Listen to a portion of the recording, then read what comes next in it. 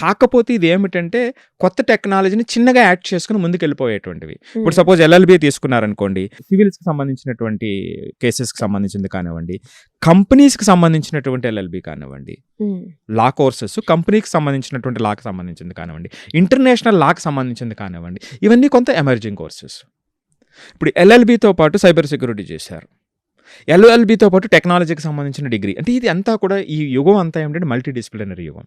So దాన్ని జాగ్రత్తగా మనం ఇక్కడ అర్థం చేసుకోవాల్సినటువంటిది. ఏవియేషన్ తీసుకుంటే ఏమవుతుంది, కమర్షియల్ పైలట్ కానివ్వండి, ఎయిర్పోర్ట్ మేనేజ్మెంట్ కానివ్వండి.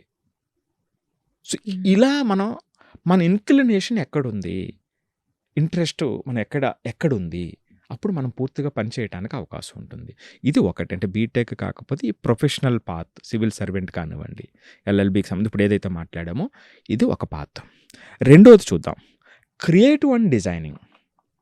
ఇది ఒక అద్భుతమైనటువంటిది. జనరల్గా ఏమిటంటే ఇక్కడ యూజర్ బిహేవియర్ చాలా చాలా ఇంపార్టెంట్. ఓకే. సో మనకి ఆ ఇన్క్లినేషన్ ఉందా లేదా, ఆ డిజైన్ ఎంపతి ఉందా లేదా. ఇప్పుడు మనం చూస్తే ఏమిటంటే కొంతమంది చూస్తే, ఇప్పుడు సపోజ్ ఏదైనా ఒక ఆర్నమెంట్ చూస్తే ఎంత బాగుందని చూస్తాం, కొంతమంది ఆ డిజైన్ ఎన్ని రకాలుగా ఉందనేది ఇంకొంచెం లోతుగా చూస్తారు. ఆ ఇన్క్లినేషన్ ఒక్కొక్కరికి ఒక్కొక్కలాగా ఉంటుంది, రైట్. సో లేదు అంటే ఏదైనా ఒక టెంపుల్కి వెళ్ళాం, పురాతన టెంపుల్కి వెళ్ళాం, అరే ఎంత పెద్ద టెంపుల్ కట్టారు, ఎంత పురాతనమైందని మనం జనరల్గా ఉన్న వాళ్ళు చూస్తాం.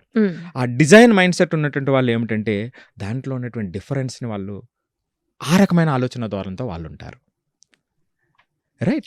సో ఇప్పుడు మనం చూస్తే jewellery designer, product design, game design, UX and UI design, fashion design, ఇలా మీరు చూస్తే ఎన్ని కేటగిరీస్ ఉన్నాయో తెలుసా, 25 కేటగిరీస్ ఉన్నాయి, రైట్.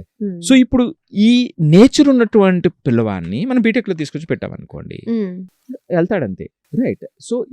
సో బీటెక్ కాకుండా ఆ డిజైన్ సంబంధించినటువంటి ఇన్క్లినేషన్ ఉన్నట్లయితే 25 రకాలు కేటగిరీస్ ఉన్నాయి ఇక్కడ. మరి అదొకటి ఆలోచించాల్సినటువంటి అవసరం ఉంది.